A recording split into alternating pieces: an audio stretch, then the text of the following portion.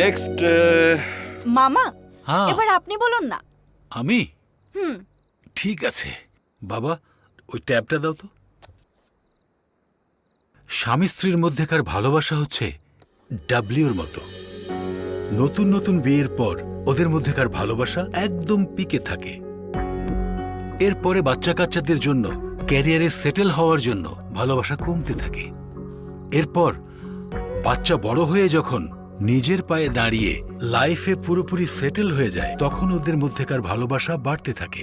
ওখান থেকে তাদের বাচ্চাদের বিয়ে এবং তাদের লাইফের সেটেলমেন্ট পর্যন্ত ভালোবাসা আবার কমতে থাকে।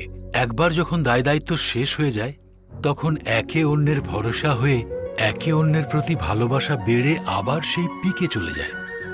মানে হচ্ছে স্বামী স্ত্রীর ভালোবাসা পিক পয়েন্টে শুরু হয়ে পিক পয়েন্টে শেষ হয়। জীবনের চড়াই উতরাই পেরিয়ে দুজনে যদি সমঝোতার মাধ্যমে চলে তাহলে তাদের জীবন সুখী হয় আমাদের মতো।